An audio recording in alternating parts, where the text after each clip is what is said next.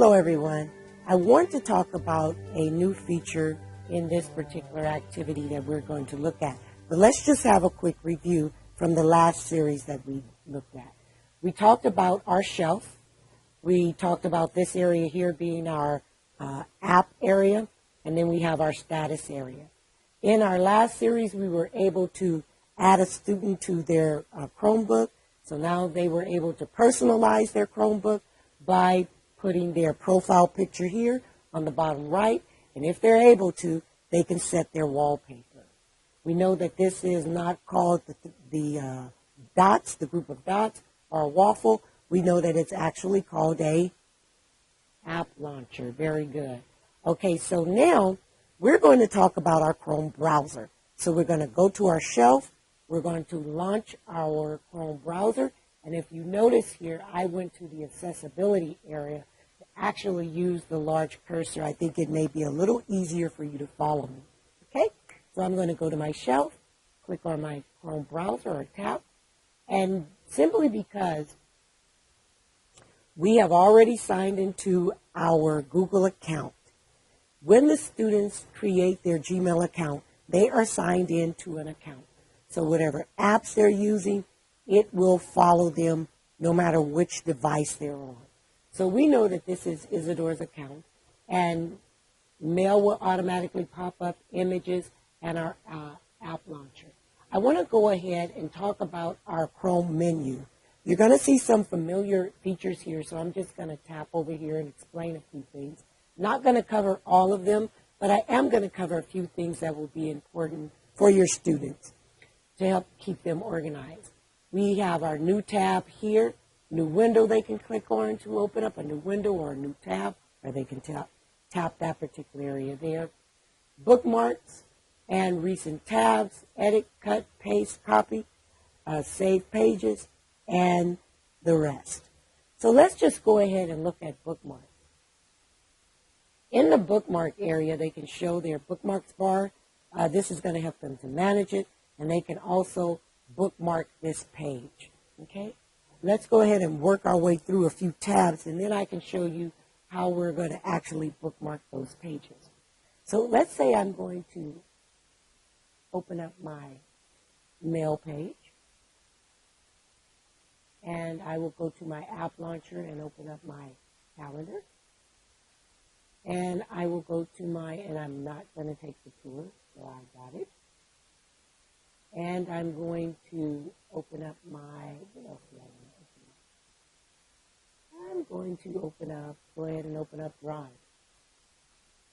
All righty.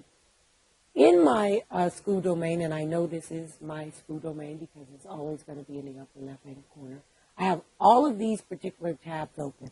Let's just bookmark those tabs for a minute. I'm going to go back to my, what is this called? Chrome menu. Very good. Those three horizontal lines is my Chrome menu.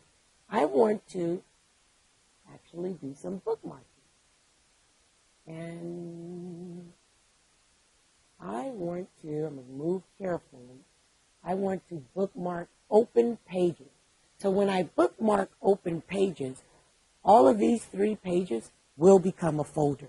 So let's say your students they have maybe 10 tabs open on some research that is going to support their topic, and they think it's very important to them, and it very well may be. So I want to go ahead and group those pages into a folder, and I'm going to name this folder, let's say missions for now. I may be doing some research on missions. So now I actually have that folder. And if I tap on, and I may have to change from this large cursor in a minute, but if I tap on that, on my bookmarks, and I work my way down, I will see that I have created a missions folder, and in that folder, I have these particular tabs here that I can select to go back to my research if that be the case. Let's go ahead and move forward. I want to show you also in your Chrome menu area, recent tabs. You know how sometimes a fire drill may come up, earthquake drill comes up, and let's just say your kids were so engaged in their assignment, we just lost track of time. So you said, okay, guys, we got to go to lunch. Recent tabs will get them back to the actual tabs that they were using. Let's say if they just, for example, accidentally closed everything out, if they go to recent tabs, they can select what they actually want to return to. Okay, so I like that feature. All right, and as you see, this particular feature, our new incognito feature here, students won't have access to that. That's probably a good thing. But do keep in mind whenever you use it on the teacher side that you are on the district server, so your personal information, you really want to save that for when you're on a much more private server. Okay? So let's look at a few things that we went over here.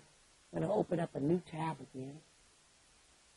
We went to our shelf, launched our Chrome browser. We were able to get into this page here.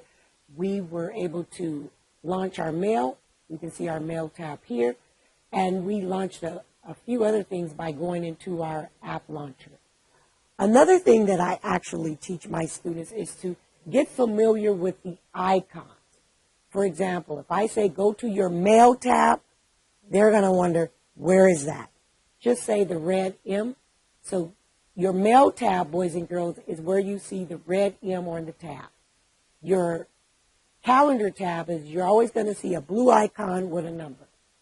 Your Chrome tab is going to be your tab where you see a tricolor triangle, yellow, green, and blue, and everything else that follows. Get them accustomed to being familiar with those tabs. One thing that I like is that when you have a plethora of tabs open, you can actually pin your tabs. What does that mean? Well, that means that you can pin your tab so the only thing you're able to see is the actual icon. Let me show you how to do that. Remember the two-finger tap that we learned from our last series? Go ahead and do your two-finger tap, and then you will see this information here where you can either do your new tab, reload. We're going to pin this tab. If I click on Pin Tab, look at what happens. All you see is that icon. Let's try that again. Mail tab. See how those tabs just kind of scrunch together? That's why I think it's important to actually teach the kids to look for the icons. Because images is what we imprint in our minds very quickly. Okay? So we're going to stop there with this series, getting them familiar with their Chrome browser and how to actually pin a tab, where to actually go to do your bookmarks, where to go to do your recent tabs. The more you play around with your device, the more you will become familiar with it. All right? So have fun with this series.